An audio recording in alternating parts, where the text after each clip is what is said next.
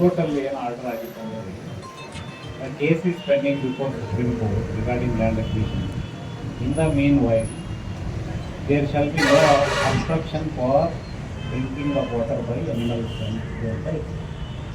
ಅದನ್ನು ನಾವು legal ಒಪಿನಿಯನ್ಗೆ move ಮಾಡಿದಾಗ ಅವ್ರೇನು ಹೇಳ್ತಾರೆ, ಮತ್ತು ಇನ್ನೊಂದು ಲೈನ್ ಹೇಳಿದ್ದಾರೆ, ಹವೆವರ್ ಕಾಂಟ್ರರಿ ಏನಾದರೂ ಬಂದರೆ you will be your word exact ನೆನಪಿಲ್ಲ ನನಗೆ, you are free to approach this court again ಅಂತ ಹೇಳಿ.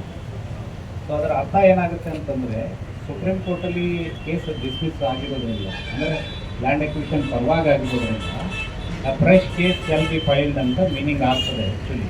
ಹಂಗಂತೇಳಿ ಅಡ್ವೊಕೇಟ್ಸ್ ನನಗೆ ಹೇಳಿದ್ರು. ಆ ಕಾರಣಕ್ಕೆ ನಾವು ಇಮಿಡಿಯೇಟ್ಲಿ ಅದರ ಮೇಲೆ ಆ್ಯಕ್ಟ್ ಮಾಡಿದ್ವಿ. ಅದಕ್ಕೆ ನಾನು ಸರ್ಕಾರಗಳನ್ನೆಲ್ಲನೂ ವರದಿ ಮಾಡಿದ್ದೀನಿ.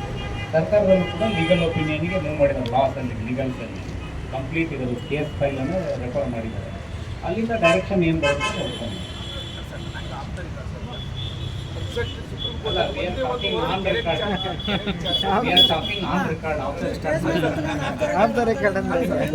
ಒಂದೇ ಒಂದು ಲೈನ್ ಸುಪ್ರೀಂ ಕೋರ್ಟಿನ ಇದರಲ್ಲಿ ಇಲ್ಲ, ಯಾವುದೇ ಪ್ರೇಯರ್ ನಲ್ಲಿಲ್ಲ, ಕಂಟೆಂಟ್ ಅಲ್ಲಿಲ್ಲ, ಮತ್ತೆ ಆಮೇಲೆ ಯಾವುದರಲ್ಲಿ ಇಲ್ಲ. ಸುಪ್ರೀಂ ಕೋರ್ಟ್ ನಲ್ಲಿ ಪ್ರೇಯರ್ ಮಾಡಿದ್ದೇನು ಲ್ಯಾಂಡ್ ಅಕ್ವಿಸಿಷನ್ ಮಾತ್ರ ಚಾಲೆಂಜ್ ಮಾಡಿದ್ದು, ಮತ್ತೆ ಅಪೀಲ್ ಮಾಡಿದ್ದೆಲ್ಲ ಲ್ಯಾಂಡ್ ಅಕ್ವಿಸಿಷನ್. ಅಲ್ಲ ಸರ್, ಹೈಕೋರ್ಟ್ನವರು ನಮಗೆ ಲಿಬರ್ಟಿ ಕೊಟ್ಟಿದ್ದಾರೆ, ನೀವು ಮತ್ತೆ ಪುನರರ್ಜಿ ಸಲ್ಲಿಸ್ಕೊಳ್ಳಿ, ನಾವು ಅದನ್ನ ಎಂಟರ್ಟೈನ್ ಮಾಡ್ತೇವೆ ಅಂತ ಹೇಳ್ಬಿಟ್ಟು ಮತ್ತೊಂದೇನಪ್ಪ, ನಿಮ್ಗೆ ಅಲ್ಲಿವರೆಗೂ ನೀವು ನೀರನ್ನು ಬಳಸೋದಕ್ಕೆ, ಕೆರೆಯನ್ನು ಬಳಸೋದಕ್ಕೆ ನಿಮಗೆ ಮುಕ್ತಗೊಳಿಸಿದ್ದೀವಿ ಅಂತ ಹೇಳ್ತಾರೆ. ಆದ್ರೆ ನಾವೇನ್ ಹೇಳ್ತಾ ಇದೀವಿ ಅಂದ್ರೆ, ನಮಗೆ ಮುಕ್ತ ಅವಕಾಶ ಏನಪ್ಪಾ ಅಂದ್ರೆ ನೀರು ಬಳಸೋದಕ್ಕೆ, ಕೆರೆ ಬಳಸೋದಕ್ಕೆ ಮಾಡಿಕೊಡಿ. ಸುಪ್ರೀಂ ಕೋರ್ಟಿನ ಇದಕ್ಕೆ ಯಾವುದೇ ಇದೀನ ಸಂಬಂಧ ಇಲ್ಲ ಅಂತ ಹೇಳ್ಬಿಟ್ಟು 10 ಸಾರಿ ನಾನು ಸಾಹೇಬ್ ಕೂಡ ಹೇಳಿದ್ದೀನಿ, ನೀವು ಓದೋದು ಒಂದು ಸಾರಿ ಮತ್ತೆ ಸಾಹೇಬ್ ಮತ್ತೆ ಅದನ್ನ ಕಳಿಸ್ಕೊಡ್ತೀನಿ, ಏನ್ ಬರುತ್ತೆ ಅಂತ ಕೇಳ್ತಾರೆ. ಕೆರೆ ಯಾವಾಗ ಬಿಡಿಸ್ಕೊಡ್ತೀರಿ ಅನ್ನೋ ಪ್ರಶ್ನೆ ಐತಲ್ಲ, ಅದನ್ನ ಬೇಗ ಬಿಡಿಸ್ಕೊಡ್ಬೇಕಂತೇಳಿ ಮತ್ತೊಮ್ಮೆ ನಾನು ಅವರಲ್ಲಿ ಕೋರಿಕೆ ಮಾಡ್ಕೊಳ್ತೇನೆ. Floor of the house industry minister ಹೇಳ್ಬಿಟ್ಟಿದ್ದಾರೆ, ಬೃಹತ್ ಕೈಗಾರಿಕೆ ಸಚಿವರು ಇಂಡಿಯನ್ ಇನ್ಸ್ಟಿಟ್ಯೂಟ್ ಆಫ್ ಸೈನ್ಸಿಗೆ ನಾವು ರೆಫರ್ ಮಾಡಿದ್ದೀವಿ, ಫರ್ದರ್ ಡೈರೆಕ್ಷನ್ ಕೊಡ್ತೀವಿ ಅಂತ. ಏನು ಡೈರೆಕ್ಷನ್ ಬಂದಿಲ್ಲ ರೀ.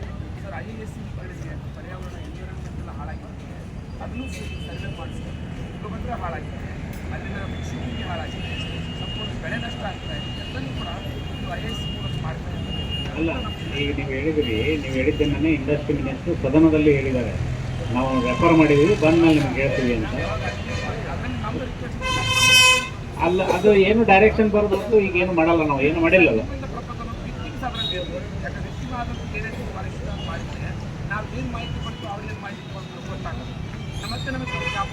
ಆಯ್ತು, ಅವ್ರ ಇಂಡಸ್ಟ್ರಿ ಡಿಪಾರ್ಟ್ಮೆಂಟ್ ಏನು ಮಾಡಿದ್ದಾರೆ ತಿಳ್ಕೊತೀನಿ.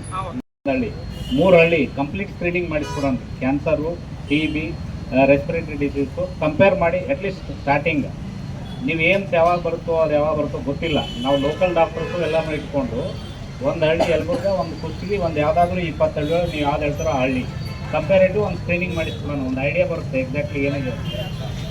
ಹಾಲುವರ್ತಿ ಇರ್ಬೋದು, ಅಥವಾ ಹಿರೇಬಗನಾಳ ಇರ್ಬೋದು, ಕುಣಿಕೇರಿ ತಾಂಡ, ಕನಕಾಪುರ, ಗಿಣಿಗೇರಿ, ಇಷ್ಟು ಸಾಕು. ಆಮೇಲೆ ಬೇಡ ಸಾಕು, ಅಲ್ಲ ನಗರನು ಇರ್ಬೋದು, ಅಲ್ಲಿ ಸಮೀಪ ಇರತಕ್ಕಂಥ ಹಳ್ಳಿಗಳು. ಅಲ್ಲಿಯ ಒಂದು ಪರಿಸರ ಅಧ್ಯಯನ ಇಲ್ಲಿಯ ಪರಿಸರ ಇಲಾಖೆಯ ಮೂಲಕ ಮಾಡಿಸಿ ನೋಡ್ರಿ ಸರ್. ಮೊದಲು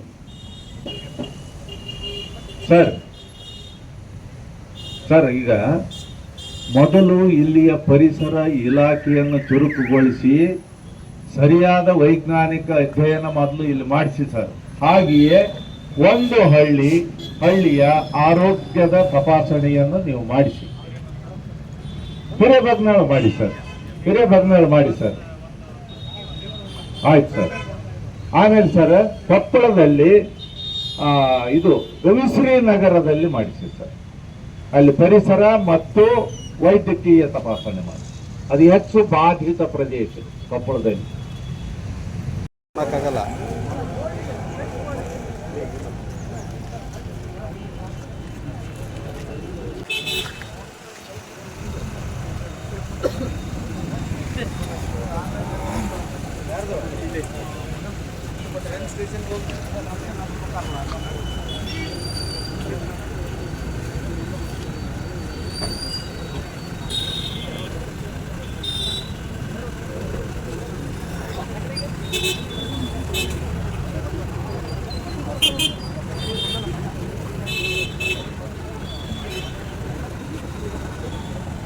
ಸರ್